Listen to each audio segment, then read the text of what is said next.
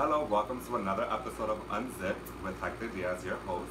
And today I have invited Robert Gomez, one of my other closest friends. Hello, hello. How are you doing today? I'm good, baby. How are you? Awesome. Cheers. To the Unzipped cocktail, a different one every episode. What's in it, we don't know, but we're going to get drunk. Yes. So anyway, today's topic is going to be reality TV. Why is it so popular? And how has it influenced pop culture today? So, Robert, you watch a zillion shows. All of them. Literally all of them. Yes. I am a reality TV junkie. So why do you feel, okay, so to begin, because normally this isn't an interview, like you guys know this is a conversation, but I do kind of like to do a little bit of the lead-up questions. Absolutely. So, what show you feel kind of like was the innovative reality TV show that kind of spawned this whole wave of reality TV? I think that one of them, if I could remember, is going to be was it The Surreal Life? With Paris Hilton and Nicole Richie? True. That was one of them, I think. That really pioneered the way. And then after that, just a boatload of them more started coming. True. But I think that reality TV is the new wave. It's a way for people to be relevant. I think it's a way for people to really get out there, and I think that it's just a new era. Like, everyone is doing it.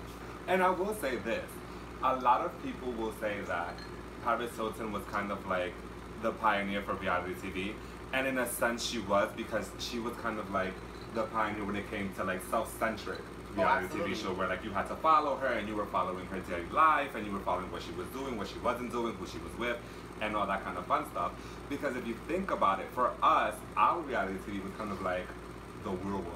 Like MTV, absolutely. And like, well, I want to say Survivor, because Survivor came like Survivor came out there, but like Real World, Road Rules, yes. Those were really some for us. And kind of like the love reality TV shows, because you know when we grew up, there was a lot of more, like, at least when I was a kid, we were kind of more influenced by like the Family Matters.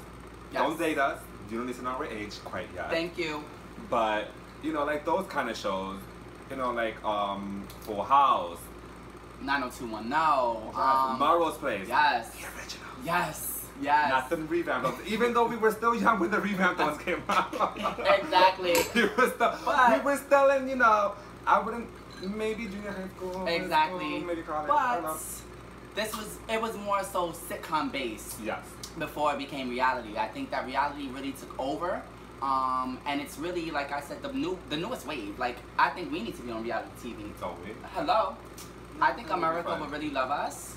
I think we should look into that. And would you say like VH1 was kind of like the first time? Because was Surreal Life on VH1?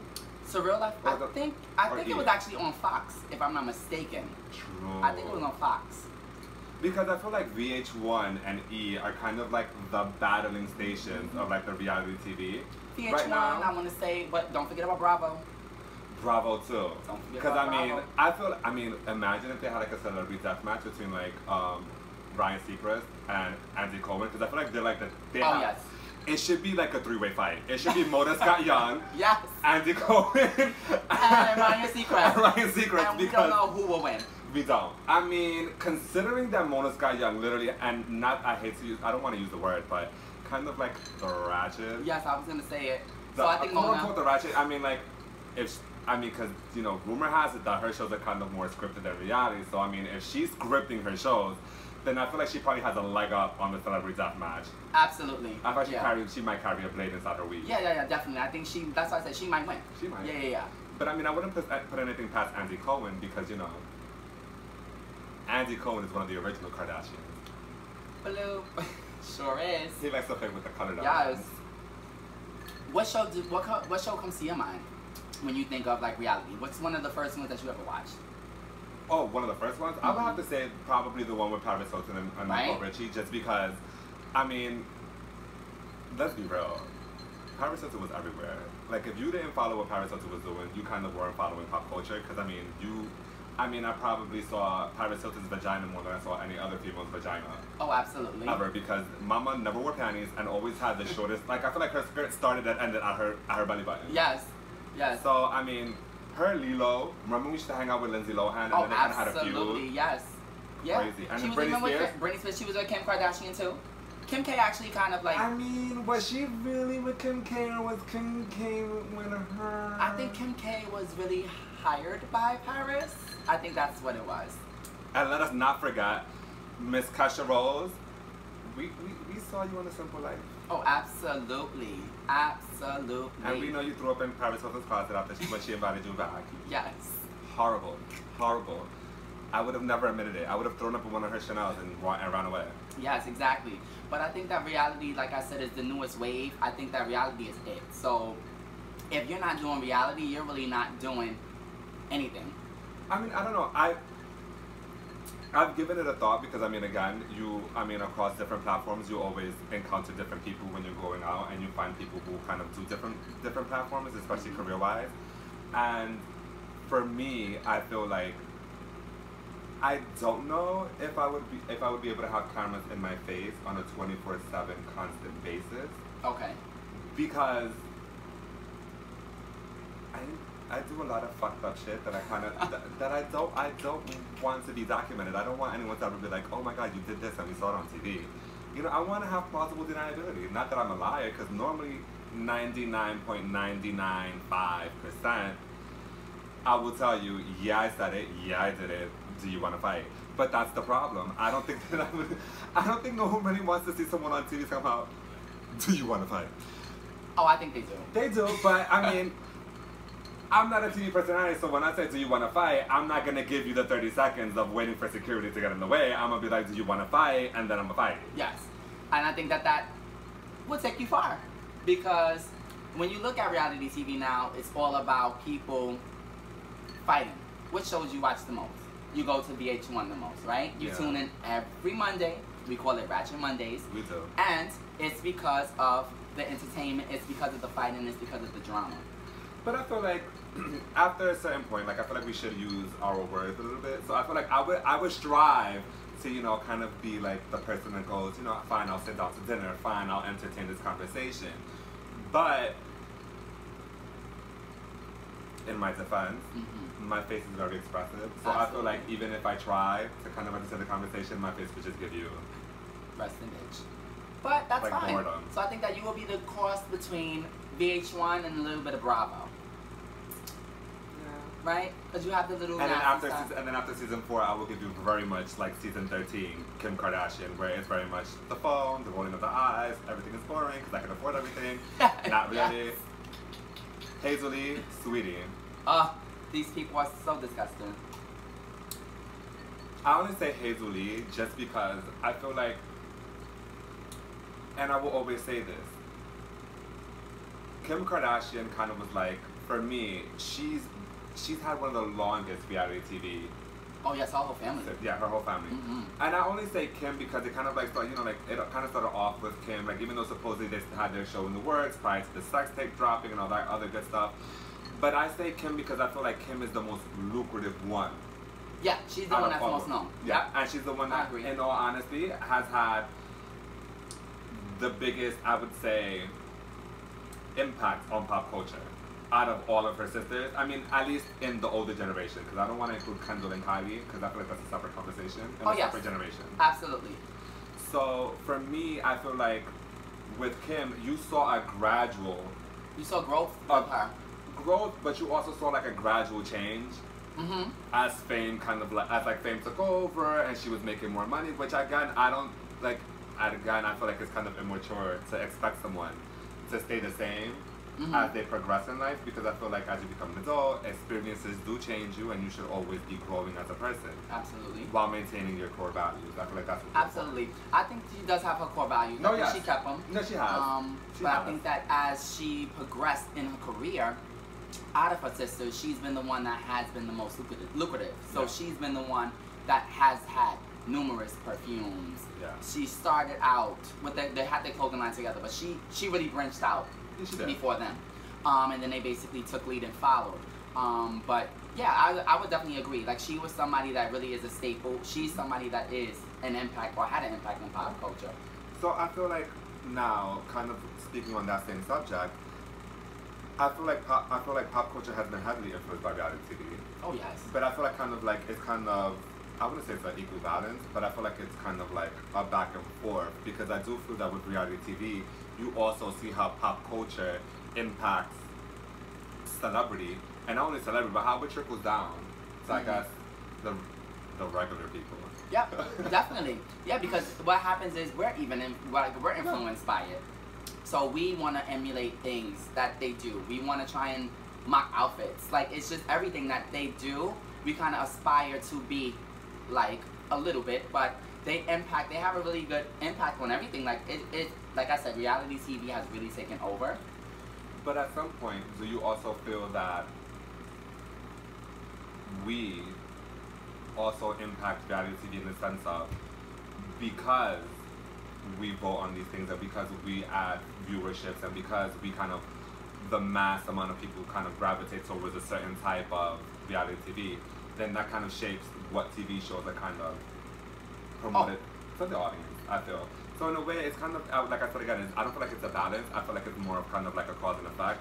We watch reality TV, we emulate it, but then we also have things that I feel these reality TV stars emulate to kind of also make themselves more appealing to us. Oh yeah, like definitely. When it comes to kind of like the vocabulary, at the end of the day, I feel like we've added to pop culture when it comes to kind of like reading, throwing shade, you know, those kind of terminologies weren't always on TV. Oh yes. And I feel that through kind of like everyday activities with these, you know, reality TV personalities, they've kind of picked up on it and they've been influenced by us. Which makes them, I guess, more relatable to us. But then again, you have to also question now, are they truly relatable to us, or are we making them relatable to us through our influence and our kind of our daily impact with them? Because again, they're getting their makeup done by someone who they could have found on Instagram. They're getting styled by someone they found on Twitter, because I've known plenty of people who I followed on social media that have gotten to kind of graduate into a bigger platform. Oh yeah, definitely. So I feel like these kind of like, you know, the people who kind of, you know, graduate to these higher echelons of celebrity in a sense of being employed by them, being on the TV show as makeup artists, hairstylists, wardrobe stylists, they're bringing our kind of like culture that's off of TV kind of like into the mainstream. Oh yeah, definitely. And Yeah, impacting the celebrity. because everyone started from the bottom. And again, Now we here. hello. And a lot of the people that did start from the bottom, you gotta start somewhere to get to where you're going. Of course. And a lot of them, like I said, so now that even trickles into social media. Social media basically plays a big part in pop culture too, but also in reality TV as well too. Because a lot of things are sometimes even promoted on social media. They don't even do magazines. Miss Kylie, for one of them, let's talk about her for a second. Yeah. She promotes her makeup line only on social media. And can I say something? I will say this. I feel that the reason why reality TV is so popular, especially now, is because reality TV kind of opened the door for us to kind of be those kind of people that before it might have not been okay to be. In the sense of, for example, growing up, I was always taught to be humble. If I have every single game system in my house, I'm not supposed to go out and brag about me having every single game system. It's kind of like, well, don't make people feel bad because you have more than they do. Exactly. And I feel like now it's the complete opposite. Now it's kind of like, well, whether you have one car, no car, all the cars, I'm gonna project on social media that I have it all. Whether I could be hungry for the next 29 days, but as long as I got that one picture with all 7 labels that I own in my closet, it's okay for me to be hungry. And I feel like that, like now we're becoming a society that's kind of like out of touch with reality. Oh yeah, definitely. I think that our reality is starting to be A facade. a facade and a persona. Like, this is who I am. This is what I have. Exactly. But again, you could be the most person that has on the most labels, and you could be the brokest person. But again, society will view you on social media as, oh, this person got so much money. Listen, I've seen plenty of social media personalities. Listen, it's not to throw anyone under the bus at all, but I've seen a lot of these people who have all these followers who literally will give you a perfect picture. You would think that they are like literally like the new age Kim K, but they're literally like sofa hopping. Oh, absolutely. Or they can't even pay for their meal. We'll at you guys later. Wink. But, but this is what I'm saying. So I think that that's how we as society view things now. Yeah. We view things as if the more flashy you look, the more money you have, when it's not really the So case. would you say that we're a society now that's based on material things? I mean, and technically speaking, we've always been a society that's been on materialistic thing, in my opinion, because that's what capitalism is all about. It's owning things. And the more money you make, the more expensive what you own should be. But anyway, that's my opinion. We're not here only for mine. Yes, exactly. But for mine, so I think that what it is us as a society, especially us minorities, Yes. we basically view everything as we gotta have this, we gotta have that. I gotta have this Chanel bag, I gotta have this Louis bag, I gotta have this. And you can have other people that will go down, buy the fake, we gotta buy the real. We gotta show our receipts. And But do you feel that that's also a trickle-down effect just because of everything that has happened in, like, as far as a society, American society, we have to, I mean, people of color have to be twice as good. People of color also come from a background where even if they might have had something, it could have been taken the very next day by you know, the people who are in power. And I don't want to, again, I don't want to make the conversation a race issue. yeah, no. But at the same time, you know, I feel like some things do have a trickling effect. I feel that because people of color have been subjugated to such mistreatment that when at the end of the day, when we've reached a certain platform or like we've reached a certain step in life, we like, I don't want to say that it's bad to boast about things or to be, not boast, but to be proud of what you've achieved. I think so. Because I feel like you should always be proud of what you achieved. And again, if I've worked hard, if I went to college and now I'm earning $200,000 a year and I can afford, let's say, to buy myself a luxury vehicle, I don't think there's anything wrong with that. No. You should be able to spend your money How you want how it, you of want course. to. And you should reward yourself. I've always been a big advocate for rewarding yourself for your hard work. So I feel like we've come from a place where we've struggled, and I say we in the general sense of terms, where we've struggled for so many decades of poverty. Like, you know, at the end of the day, like, I feel that as minorities, we're never expected to achieve. Oh no. Yeah, Do you know what I'm saying? it's Like, always kind of like against us. we're not expected to achieve, to be part of that 1% tax bracket, and then when we get there, now it becomes an issue because if we boast about this many chains, oh, we're not sophisticated enough, you know, we're not educated enough because we're wasting our money on jewelry. But then again, you have the same person who's criticizing me for wearing my, let's say, $20,000 Cuban chain, but you're spending the same amount of money on a Cartier Love bracelet. Yeah. So what's the difference? What's the difference between, for example, Jay-Z owning a $20,000 Rock Nation necklace? I don't even know if that's how much it's worth. I'm just naming numbers. I'm just saying numbers. But, and for example, a Vanderbilt owning a $600,000 limited edition car. I think that the difference might be living within your means, and I think that that's what a lot of people sometimes in society don't do. I think that they want to keep up with the Joneses, so to speak, and they're not really living within their means. So I think that anybody, minority, any person of any color, if you have the money and you're able to afford it, you get it. You treat yourself, that's fine.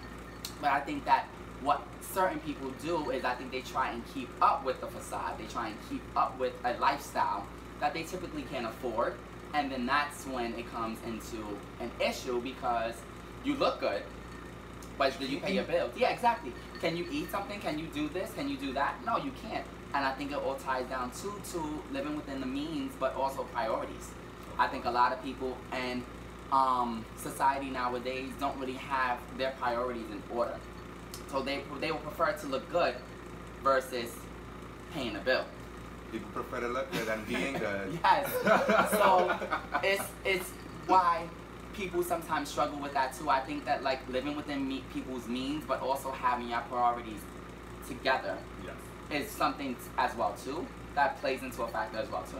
And do you feel that today in today's society people feel a pressure to kind of portray this lifestyle because of reality TV?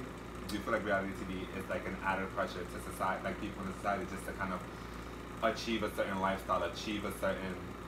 Oh yes, I think that that pressure is going on, and I think that pressure will never go away. I even think that, honestly speaking, some of these reality stars have pressure that they have to live with as well too. But I think that what we have to basically do is, again, continue to live true and be true to ourselves. I think a lot of people sometimes don't stay true to themselves, and I think that that's when you can kind of get lost in the sauce. And that is a very important message, and I kind of like that. I feel like maybe we should end the show on that note. Oh, I love And I want to say that, as my friend just said, I'm gonna condense a little bit and just be yourself and live that truth.